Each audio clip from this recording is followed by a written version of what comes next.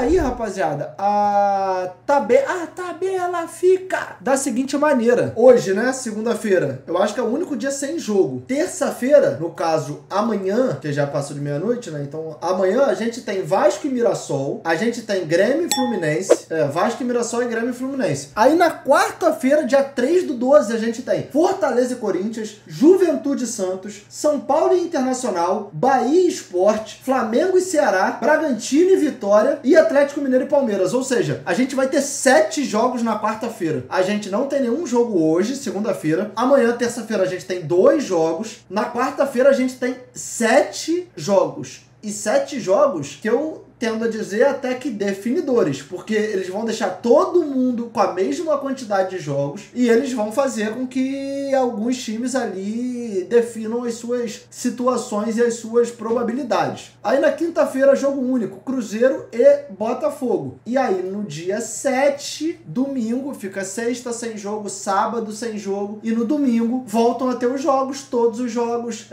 na mesma data, todos os jogos no mesmo horário, como é padrão, como é de praxe, definindo o Campeonato Brasileiro. Eu vou fazer a simulação, e aí, Renato, mas você tá fazendo simulação agora toda hora? Cara, a gente tá numa reta final, onde eu não demoro mais de meia hora pra fazer simulação. Aliás, pô, acredito que bem menos. Então, pô, dá pra fazer, tipo, com jogo após jogo, entendeu? A gente passa um jogo, faz simulação, passa outro jogo, faz outra simulação. Porque já tá numa reta final ali que a gente vai acabar simulando 1, 2 rodadas. Vamos lá, mano. 34ª rodada. Eu vou repetir, pra mim, o Bragantino não vence em casa, o Vitória arranca um pontinho ali jogando a vida, e o Bragantino já jogando num marasmo, empata esse jogo. Aqui, eu já falei, eu vou repetir. É a briga do micropau com o pau mole. Então, 0-0. Fechou? Botei um ponto pra cada ali nas rodadas atrasadas, nos jogos atrasados. Pra mim, o São Paulo vence o Inter. Essa aqui é uma briga completamente complicada. A gente tá falando de um time que tá com moral submerso, mas que tem uma última cartada, né? A volta de Abel Braga da aposentadoria. Vem pra comandar o Inter nessas 2 últimas rodadas. E eu vou falar, pode dar certo, pode dar errado, mas sentido faz, tá? Porque, um ponto muito simples, a chegada do Abel Braga não é por um fator técnico. Não é porque acha que taticamente ele vai resolver. A chegada do Abel Braga é a diretoria do Internacional dizendo, rapaziada, pra gente o problema está sendo psicológico, pra gente o problema está sendo anímico, pra gente o problema está sendo de disposição, de confiança, e a gente precisa de um cara que vai chegar pra tentar resgatar essa... E, querendo ou não, o Abel é um ídolo, tá ligado? E que, pô, vai chegar naquele jeito meio paizão dele pra tentar recuperar o astral do time e puxar, até porque, mano, considerando isso que eu acabei de falar, faz sentido. Agora, mas a coletiva que ele deu... Rapaziada, vamos ser sinceros aqui. Essa coletiva vai repercutir nas redações, essa coletiva vai repercutir no Twitter, essa coletiva vai repercutir nas lives. Dito isso, pro time do Inter vai mudar porra nenhuma. Tipo assim, vamos ser honestos aqui. Os jogadores estão cagando e andando. Porque isso que o Abel Braga falou na coletiva é o que a grande maioria dos jogadores falam no off, tá ligado? A grande realidade é que o Abel é um senhor de idade e os senhores de idade a gente tá cansado de perceber que eles perdem completamente todo e qualquer tipo de filtro. Então o que esses caras... E eu não tô entrando no mérito de certo ou errado aqui não, tá? Eu só tô falando que o que eu tô querendo trazer pra vocês é que isso impacta mais pra gente que pros jogadores, tá ligado? Essa parada não chega pros jogadores. Quer dizer, chega, mas a grande maioria vai cagar e andar. Tá entendendo o que eu tô falando? Tipo... E é louco, porque ele dá uma entrevista como essa, nos comentários eu fui ver, já tinha foto lá dele usando rosa. Tipo... Enfim, esse São Paulo e Inter é muito complicado, como eu ia dizendo, porque apesar de todo esse cenário do Inter e do jogo ser fora de casa, o São Paulo vai daquele jeito, né? 36 desfalques e tal, mas enfim, ainda assim eu acho que talvez o São Paulo vença esse jogo, porque o 6-0 contra o Fluminense, pra mim, quando a gente tá falando de futebol, ele tem um peso. E o futebol você precisa avaliar essas questões, não sobrenaturais, mas essas questões, vamos dizer assim, lúdicas do esporte mesmo, tá ligado? Esse bagulho vai chacoalhar. Da mesma forma que o do Inter tem que chacoalhar. Esse jogo aqui, mano, vai ser uma pica, tá ligado? Vai ser um jogo, quem perder vai ficar fudido. O Inter é óbvio que mais, porque pro São Paulo, o dele é tipo assim, tá, caralho, o ano foi uma merda, tamo numa crise institucional, vamos ter que fazer uma reformulação, tamo sem dinheiro, beleza. Agora o do Inter é tipo assim, mano, se for rebaixado, acabou, filho. For rebaixado, receita vai lá embaixo, o Inter já não arrecada muito, já não tem uma renda de bilheteria tão alta, já não tem um valor de camisa, que eu digo em patrocínios, tão absurdo, aí é uma pica, entendeu? Aí é uma pica. Enfim, Flamengo 1, Ceará 0. Ah, o Flamengo vai estar bêbado, beleza. O Flamengo vai estar bêbado, vai estar jogando para 70 mil pessoas, para ser campeão mais uma vez, com um time sobrando confiança. Então acho que bêbado, drogado, sóbrio, calmo, nervoso, o Flamengo ganha esse jogo, tá ligado? Na minha visão é muita disparidade. E talvez se fosse lá, ainda poderia o Ceará na força da torcida. Ok, no Maracanã eu acho que esse cenário fica mais distante.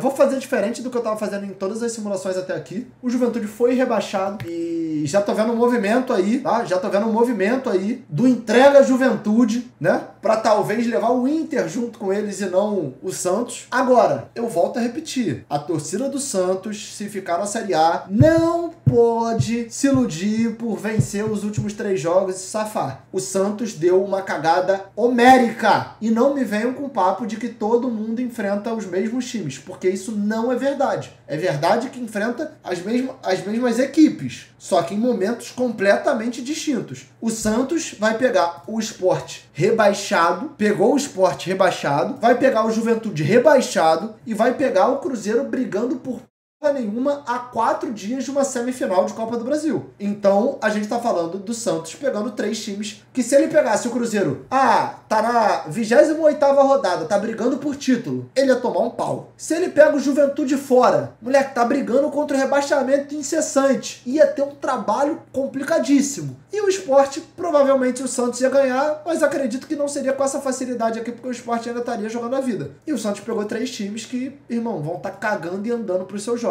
Então agora, a essa altura, eu acabo colocando aqui o Santos vencendo esse jogo contra o Juventude, tá? Santos ganhou lá no Mineirão? Ô, Vitinho, eu até boto fé. Só que não falando que você é burro, tá? Não falando, mas pra mim o seu raciocínio pode estar sendo. A exceção não é a regra, tá ligado? Se o Santos jogar 10 vezes com o Cruzeiro, ele vai perder 8, 9, tá ligado? Com o que as duas equipes têm apresentado hoje. Então, tipo assim, uma coisa não tem nada a ver com a outra. O Santos poderia ganhar o jogo com o Cruzeiro jogando sério, tá ligado? Pode acontecer. Mas na simulação a gente tem que fazer a análise do que a gente acha mais provável, entendeu? E o Cruzeiro é muito mais time, entendeu?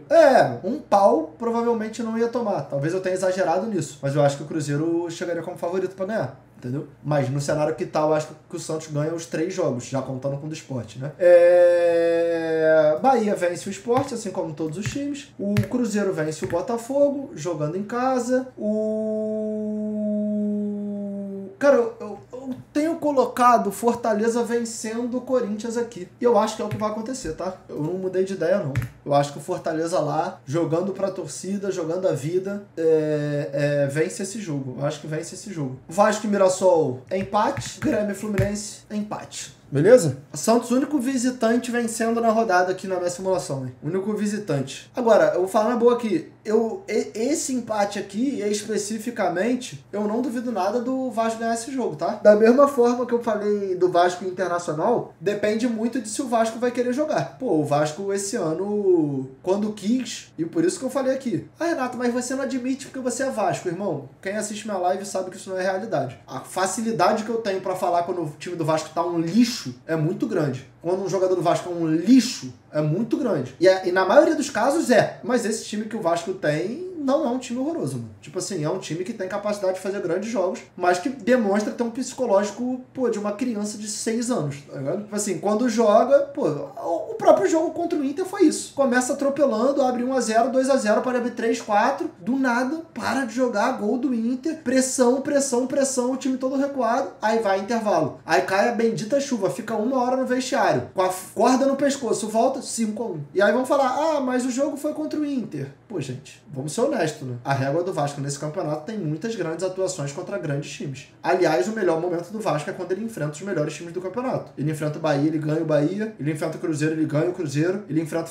o Flamengo, ele empata com o Flamengo. Ele enfrenta o Fluminense, ele ganha o Fluminense. Então, tipo assim, foi uma sequência que ele enfrenta os adversários mais difíceis e consegue performar. E, aliás, mano, em vários momentos eu sinto que as equipes do Fernando Diniz tendem até a ter um pouco mais de facilidade contra contra equipes que se propõem a jogar, tá ligado? Às vezes quando o time vem mais fechadinho, eu sinto que talvez essa seja a criptonita ali de alguns trabalhos do Diniz. Mas quando o time vem se propondo a jogar, que é o caso desses times melhores, normalmente o time do Diniz consegue. Enfim, o primeiro jogo Vasco e Mirassol lá, pô, foi um jogão, mano. Fiquei puto porque o Vasco perdeu, mas se eu não me engano foi 3-2. E foi um jogo assim, que o Vasco acho que toma 2-0 e busca um empate. E aí fecha 3-2, aí aquele centroavante deles lá, o Chico, dá uma entrevista e ele fala, mano, pra ele foram os dois times mais complicados de entender o jogo assim, de jogar contra, né? Que ele fala do Vasco e do Flamengo, do Felipe Luiz. Enfim, esse jogo aqui depende de como o Vasco vem. E o Mirassol também é muito forte, né? Não tem jeito, não à toa fez a campanha que fez. Aqui eu acho que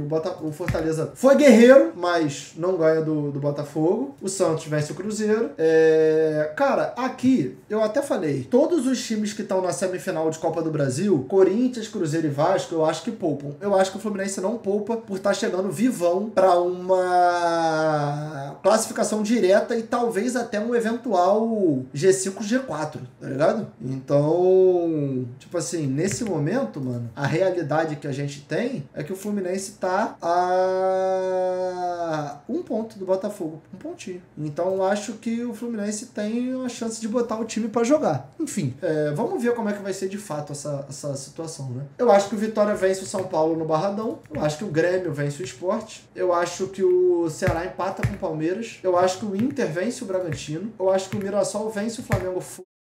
Mano, eu acredito que o Flamengo aqui já dê até férias pros jogadores, velho. Bote, sei lá, o Sub-18, porque eu acho que o Flamengo já vai ter sido campeão de tudo. Tipo, eu acho que o Flamengo joga aqui, sai do Maracanã, faz a festa no Maracanã e no dia seguinte é trio elétrico de novo. Ainda tem um Mundial, é verdade. Eu acho que aqui o Flamengo vai no total e absoluto. Pra mim, o Corinthians vence o Juventude. E aí depende, né? Se o Fluminense vai titular ou não. Eu vou botar um 0-0 aqui, porque a gente não sabe como vai ser. E eu vou botar o Galo vencendo o Vasco. Só que eu também vou falar com toda a sinceridade do mundo que eu não duvido o Vasco aprontar nesse jogo aqui. Porque esse time do Galo não me inspira confiança, tá? Esse time do Galo não me inspira confiança. Tipo assim, vamos supor, o Vasco coloca o Pumita pra jogar, aí bota o DVD pra jogar, sei lá, Thiago Mendes de titular, se bem que já foi titular no último jogo, né? Sei lá, bota o Tietê, tipo, bota um time mistão, tipo base e outras opções assim. Eu não duvido o Vasco pontuar contra esse Galo, mano. Esse Atlético Mineiro, pra mim, é um time muito fácil de desconfiar, entendeu? Enfim, vamos lá, como é que ficou? Sport na 20ª posição, Corinthians na 10ª posição, Juventude na 19ª, Grêmio na 9ª, Fortaleza na 18ª, São Paulo na 8ª e, rapaziada, rufem os tambores, Internacional em 17º e Fluminense em 7º. E nessa simulação eu coloquei que o Inter vence uma e perde uma, vence em casa e perde fora. Ou seja, um cenário muito importante pro Internacional ganhar esse jogo aqui, tá ligado? Muito importante. Agora, o Fluminense em 7º, eu já acho que passa muito pelo jogo daqui, né? Porque eu botei ele empatando com o Grêmio fora, mas se aí ele tá em 7º e eu acredito que a distância esteja muito pequena ali, ele bota o time titular, pode mudar completamente o cenário, tá ligado? E aí quem ficaria em 7º seria o Bahia, o Fluminense ficaria bem mais acima. E aí a gente precisa ver como é que vai ser. 16º Ceará, 6º Bahia, 15º Vitória, 5º Botafogo, 14º Bragantino, 4º Mirassol, 13º Vasco, 3º Cruzeiro, 12º Santos, 2º Palmeiras, 11º Galo e 1º Flamengo. Lembrando, tem alguns cenários aqui que podem modificar completamente por um resultado. Dei o exemplo aqui do Fluminense, que pode pegar Libertadores diretaça passando na 5ª colocação. Posso citar o Vasco aqui, que eu coloquei empatando com o Mirassol e eu não acho impossível o Vasco ganhar esse jogo aqui. Assim como eu não acho impossível o Mirassol ganhar. O Mirassol é um time chato. E eu acho que dá pra pontuar aqui contra o Galo também. Agora, vamos lá. Eu coloquei o Ceará empatando com o Palmeiras e perdendo pro Flamengo. Eu acho que o resultado com o Flamengo no Maracanã é o mais óbvio. Nesse cenário, se ele perde pro Palmeiras, quem cai é o Ceará, tá? Quem cairia é o Ceará, beleza? E isso eu tô botando o Fortaleza fazendo 5 pontos dos 9 que ele vai disputar. Ou seja, mais da metade. Quer dizer, 5 pontos dos 9 não. não. 4 pontos dos 6. Que ele tem mais 2 jogos, que ele jogou um hoje, né? Então eu tô botando ele vencendo 1, tô botando 3 dos 6. Tô botando vencendo 1 e perdendo 1. Se ele busca um empate com o Botafogo, ele cairia ainda. Mas eu acho que o Botafogo ganha esse jogo aqui. Tá ligado? Eu acho que o Botafogo ganha esse jogo aqui, entendeu? Eu acho que ganha. Palmeiras reserva? Cara, então, eu tinha botado um empate, né? E aí com o empate o Ceará já se safa. Mas é claro que o Ceará vai vir pra ganhar esse jogo. Ficaria dependendo, né? De um cenário aqui que poderia dar merda, né? Tá ligado? Poderia dar merda. E então, pra mim, não faz muito sentido ele se segurar nessa reta final. Agora, falando de cenários, se o Santos inventa de não ganhar do Juventude, ele termina um pontinho ali, tá ligado? E se ele perde, ele termina com a mesma quantidade e é salvo pelo saldo de gols com um gol de diferença. Ou seja, o que rebaixaria o Inter e não o Santos, se o Santos ganha 1 e perde 1, seria a goleada que o Inter tomou pro Vasco agora que fez o saldo diminuir em menos 4, né? Que também foi o fator que fez ele ser ultrapassado pelo Santos na tabela, né? Então, cara, tem muita coisa pra acontecer, tem muitos cenários pra serem avaliados assim. E honestamente, mano, tá muito vivo. Tá muito vivo. Eu sei que quem tá com 45 ainda tem chance de ser rebaixado, tá? Eu vou tentar fazer esses cenários pros times que estão com 45 serem rebaixados, beleza? Então, tipo assim, vamos lá. Vamos supor, o Vasco teria que perder aqui, perder lá. O Inter teria que pontuar aqui contra o São Paulo. Não, o Inter teria que ganhar os dois. O Ceará teria que ganhar o Palmeiras. Ah, não, botei errado aqui. Botei 1x0 Vasco. É 1x0 Mirassol. Aí o Vasco cairia, tá ligado? Ó, eu botei... Cadê? Inter ganhando. Eu acho que com o Inter empatando já passaria. Não passaria, O Inter teria que ganhar os 2 jogos. O Vitória teria que fazer 4 pontos em 6, né? Vitória, 4 pontos em 6. Inter tem que fazer 6 em 6. O Ceará tem que fazer 3 pontos contra Palmeiras e Flamengo. O Vitória tem que fazer 4 pontos em 6. O Bragantino tem que pontuar, porque se ele não pontuar, o saldo dele é menor que o do Vasco. O saldo do Vasco é 0, o saldo do Bragantino é menos 16. Aí quem cairia seria o Bragantino. Olha a loucura, mano. Vamos ver do Atlético Mineiro. O cenário que o Atlético poderia cair. Ele teria que perder pro Palmeiras e teria que perder pro Vasco. Aí quem cai é o Atlético Mineiro nesse cenário aqui. Mas lembrando, eu acho difícil a situação sair disso aqui, ó. Pra mim, a gente tá falando aqui de 5 times brigando. Vou dar o mesmo exemplo, né? Vou dar o mesmo exemplo. É um campeonato de 5 times com 2 rodadas, tá? E aí, nesse campeonato, os 3 primeiros colocados, eles passam de fase e os 2 últimos colocados são eliminados. O que seria o eliminado nesse cenário? O rebaixamento. E o que seria o classificar, a próxima fase, se garantir no Brasileirão do ano que vem da Série A. Então, para mim, Ceará, Vitória e Santos, que estão fora da zona, se juntam a Internacional e Fortaleza, que estão na zona e vão se degladiar para fazer essa definição nesse finalzinho maluco de quais serão os times que vão cair de divisão. Agora, Atlético Mineiro, Bragantino e Vasco ainda não estão a salvo. Tipo assim, o Vasco e o Bragantino têm uma característica ainda melhor que o Galo, que os dois têm 2 vitórias a mais que o Atlético Mineiro. Então, se terminar empatado em pontos, automaticamente o Galo já tem vitória a menos. E aí, ou seja, pro Galo ficar na frente de Bragantino e Vasco, ele tem que passar em pontos, porque se empatar em pontos, os dois têm mais vitórias que o Galo. Então, Bragantino e Vasco, teoricamente, estão um pouco mais safe. Se vai para saldo de gol, o Vasco ainda leva melhor sobre o Bragantino, porque o Vasco tem 2 de saldo e o Bragantino tem menos 14. O ataque do Vasco vai muito bem esse ano, né, mano? É que a defesa é uma merda, assim como em todos os anos, mas o Vasco faz 55 gols no campeonato até agora. A gente tá falando de 1, 2, 3... O Vasco tem o quarto melhor ataque da competição, pô. Quarto melhor ataque da competição. E aí, em compensação, a defesa tá empatada com as 3 piores, né? Quer dizer, o Sport tomou 69, o Juventude tomou 65, aí vem Fortaleza, Inter e Vasco, os três tomando 53 gols. É que o Bragantino tomou 54 ainda, né? Bragantino tomou 54 gols. Caralho, onde que o Bragantino foi amarrar o cavalo dele, mano? 5-4 é foda, viado. Caralho, é muito gol, mano, no toba do Bragantino. O que tá salvando o Bragantino, de fato, é que eles começaram o campeonato naquela briga, né? De liderança. Aí você olhava pro Bragantino e tu falava, pô, o Bragantino vai fazer uma briga lá em cima até o final, né? Só que aí o Bragantino desandou. E aí, com o Bragantino desandando, ele acabou se colocando numa briga que, teoricamente, ele não precisaria participar, né? Ele não precisaria fazer parte. Enfim, vamos ver, cara. Tipo assim, eu já sabia que tava embolado, até porque, pô, vocês estão cansados de saber que eu fico literalmente engolindo o Campeonato Brasileiro pra poder falar aqui em live, mas, pra mim, quanto mais eu vejo a tabela, mais de cara eu fico com tudo que pode acontecer nessa reta final, né? Enfim.